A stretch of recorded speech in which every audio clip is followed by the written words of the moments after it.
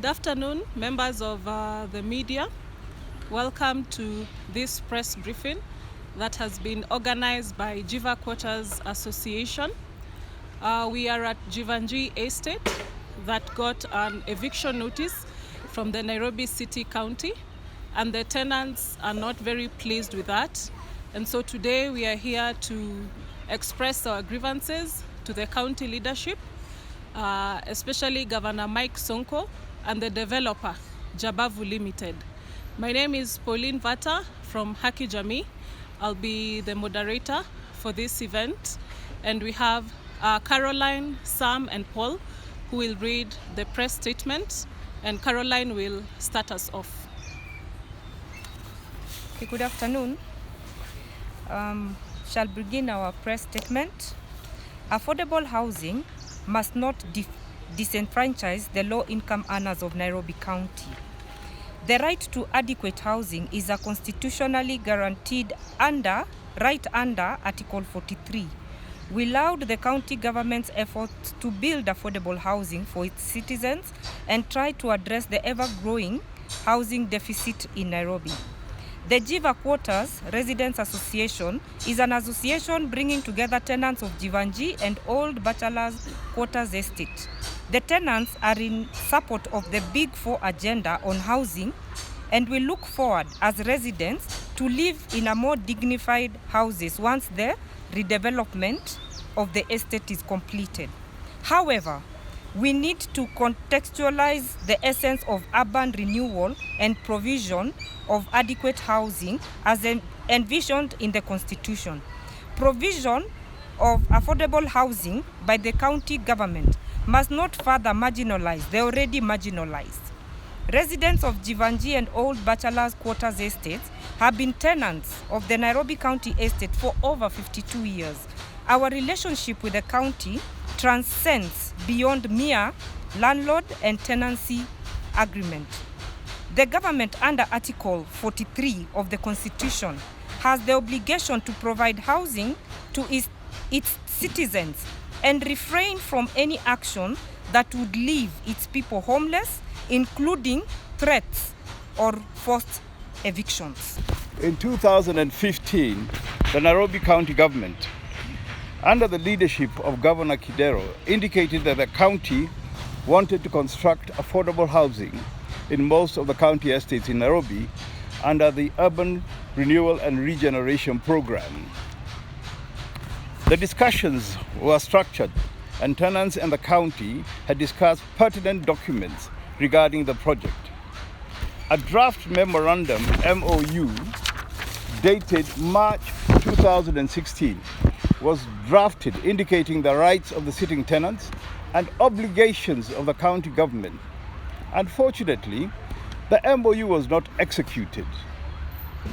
Key aspects of the MOU was zero displacement and zero forced eviction of the sitting tenants before, during, and after the project implementation.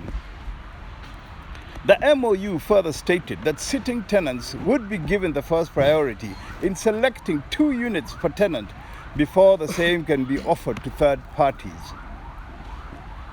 That the design and size of the houses, particularly the 3-bedroom units, shall remain the same in plinth area as the current units, or be increased in size, factoring in social amenities like schools, health center, playgrounds for children. The last meaningful engagement the sitting tenants had with the County of Nairobi was the 25th of November 2016, up until Tuesday, the 5th of November 2019, when we received a notice from the county on a consultative meeting.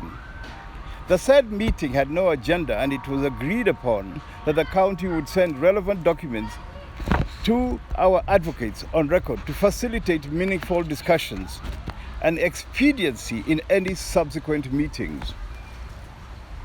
On Thursday, the 14th of November 2019, the county called another meeting, giving us only 24 hours notice, and the said meeting also had no agenda. Our advocate, Mr. Nyambo, represented the tenants, and the county was not forthcoming on any discussions indicating that the tenancy agreements would immediately be terminated to pave way for development. On the same day, 14th November 2019, we received eviction letters from the county giving sitting tenants a 30-day notice to vacate. Demand number 1. The eviction letters issued by the Nairobi City County Government dated 14th November 2019 issued to all sitting tenants of Jevanjee Bachelor Quarters Estate be withdrawn with immediate effect. Number 2. That the county government acts in good faith and avail to all sitting tenants an agreement duly executed indicating the terms of exit and re-entry back to the estate after completion of the redevelopment. The sitting tenants must be given first priority in selecting the redeveloped houses. Number 4. The sitting tenants must first agree in writing with the Nairobi City County Government on the prices of the redeveloped houses to secure their return. The sitting tenants demand for a tenant purchase agreement to enable us afford the redeveloped houses. Number 5. The sitting tenants must not be rendered homeless through the redevelopment process. Number 6. The compensation that will be given to the sitting tenants to relocate during the period of redevelopment must be done so in a written agreement. Currently, there is no written agreement, and the county government has offered checks of 600,000 Kenya shillings. How was that amount calculated? Is it taxpayers' money? And if so, shouldn't the county be accountable to the public through proper written agreements and consultations to justify the said monies? The current rent prices of 3-bedroom houses in Ngara is at about 50,000 Kenya shillings. The compensation must match this amount, otherwise the tenants will not afford housing in the same neighborhood. Number 7. The relocation to pave way for the redevelopment will disrupt our lives significantly. Given our livelihoods are within Ngara area, our children go to schools within the same neighborhood, our social fabric is within the same neighborhood, the health centers we visit are within the same neighborhood, our jobs are within proximity of that same neighborhood. Relocation must factor in these pertinent issues. Number 8. That it has come to our attention that the governor of Nairobi is claiming to have compensated all sitting tenants of Jevanjee and Bachelor's Quarters Estate and alleged to have issued Kenya shilling 600,000 to all sitting tenants. These allegations are false, and only 2 tenants have received the said checks. The rest of the 78 households have rejected those monies for reasons stated above. Number 9. The Jevanjee Bachelor's Quarters Estate sits on public land. The said redevelopment of the estate is being done through a joint venture partnership with Jabavu Limited. How was public land transferred to a private developer without meaningful public participation? There has been no involvement of the National Land Commission, NLC, during this process, and the process is thus unconstitutional. Public land must be defended at all costs and must not be transferred to private developers in any circumstance. Number 10. The contract signed between Nairobi City County Government and Jabavu Limited should be made public in the spirit of accountability to the residents and the public. Number 11. That the Nairobi City County should adhere to its own policy, being the Urban Housing Renewal and Regeneration Policy, that indicates there will be no displacement at all of all sitting tenants, and the county will provide decanting sites to house the sitting tenants for purposes of relocation. The county must follow its own policy documents and ensure that the contracts for the private developers conform to the Urban Housing Renewal and Regeneration Policy, given the said contracts were signed in 2016 before the policy came into effect. Those are our demands. Thank you. We'll take questions, if any, at this point to clarify any of the issues that have been raised. Are we calling for a new MOU, or do we want what was in the previous MOU to be implemented? I need to clarify, as it was captured on the press brief, that before Thursday, 5th of November, which is 3 years after our last meeting with the past regime, when we met Kidero, it was November 25th. 2016. And we were developing an MOU. It had not been, we had not settled for pertinent issues on that MOU. So as at now, we were expecting that we were going to work on a document that will be acceptable both to us and the county. But the current regime has not engaged us. What they did is that they called for a consultative meeting and checks were ready. But members said no, they were not going to accept any checks. Because we have a right to housing, and they want to demolish the 80 houses to put up 1,500 houses. While they are doing that, we do not think that they have considered that we too are supposed to be part of the people who are going to be housed within the redeveloped property. So we have a problem with that. We want to have a contract signed between us and the county government so that we can move out and then they come and develop. But when they kick us out like they did to Pangani, we shall not accept that, because this is setting bad precedents. There are other estates who are standing with us. Here we have chairman for the main welfare association, for the umbrella body. Now, as you can see, we have also members from other estates who stand in solidarity with us. Now, the question is, what message are they sending to the rest of the other estates? There are guys from Ziwani, Kaloleni, Bahati, Botela. What is the message that the county government and the Sonko government is sending to the people? Coming back to your question, there is no any MOU that we had agreed upon. We need to work on that. And we need to have a document that is going to be acceptable to all these people. These are human beings. And they need housing, which is a human right. Now, you asked about the 600,000 compensation. Here there is a problem. As was indicated, houses around, the cheapest house, if it's a 3-bedroom house, is about 55,000. Not so far away from here. Along the side road, there are those flats over there, around 55,000. If you move guys from here and you want them to find a residential place in the neighborhood, definitely they'll be spending 55,000 shillings and up.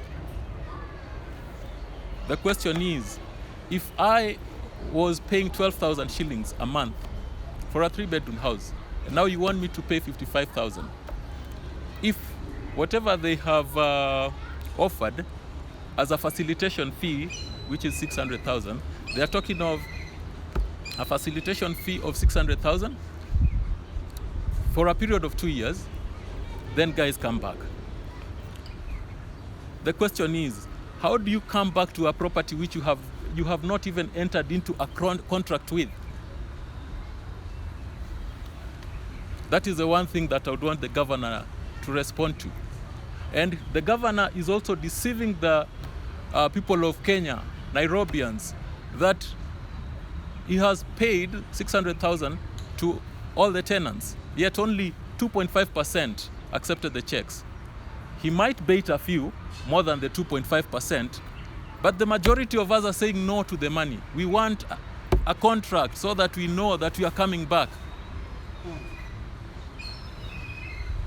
They are the contractors for this property, and they are a subsidiary of Has Consult. And for us, we, or the tenants, don't have a particular problem with Jabavu Limited. Our only concern is that First, the contract that Jabavu signed with the county government, it needs to be made public because this is taxpayers' money that is going to this project. So how are you entering into a contract which is very secretive? Number two is that this land, this particular land that you are on right now, Jevanjee, has already been transferred to a private investor. How do you do that in this Republic of Kenya under the new constitution? You cannot just transfer public land to a private investor for whatever reasons whatsoever without following the correct channels. The National Land Commission, although we know the commissioners are not in office, but it was not involved in this particular transaction. Already they have been given a percentage of the public land in which they will own henceforth. So for us, we are also saying that private investors should not own public land, and I call upon Kenyans to reject this kind of system where public land is being given to private investors. Look at also the Kenyatta National Hospital. The public land is being given to private investors. Another example is Pangani. They demolished. Nothing is happening there. The land is just bare, and we have seen no action since those demolitions took off. So I think for us, yes, we welcome affordable housing, but human right-based approach must be employed. Human beings must be put first. It must be a people-based development, not a project-based development. You will construct houses with nobody to live in because everybody that was supposed to live in there has been kicked out or frustrated, or they can no longer afford to come back to these particular houses.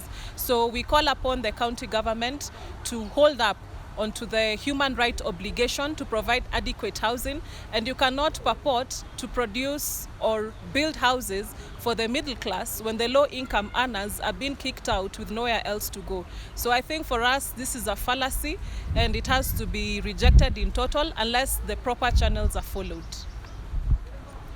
Like I said, I am the chairman of the Old Council Estates, and the reason why we formed this association was to actually help the people of all old council estates who had been suffering even in the past. We came together and we decided we are going to look at various issues affecting the tenants of city council houses. One of the issues that we wanted to tackle was the redevelopment issue, because the redevelopment issue was very vague and very undefined by the county government. And we said we are going to make sure that all council estates will understand what the redevelopment issue is, and that there shall be, transparency and accountability in the redevelopment process. That is what we have been pursuing. Of late, we have seen, some people handling certain issues with impunity, like what was done to the Pangani estate. That was horrendous, that was inhumane, and the person responsible to that should be totally ashamed of themselves. We do not want the same thing visited upon the people of Jevanjee. We are going to refuse. We are going to appeal to all institutions. We are going to even appeal to the governor. We are going to pray for him. We will go down on our knees and pray that he sees the light, because you cannot harass the residents of Nairobi like that. How do you kick people out of their houses without telling them where they are going to go? That is wrong. We are also going to try other avenues that will help us, try to save the situation.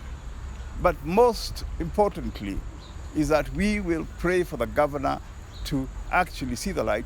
And all we are asking him to is to come and sit down with all his tenants of the city council houses and explain to them what he is doing with Nairobi.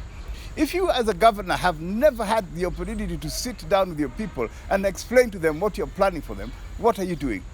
All you can do is go there and call them for checks, which we don't know where they came from, which is wrong.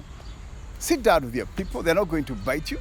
These are people who are looking for you for leadership. So we are trying to explore various options on how to resolve these issues.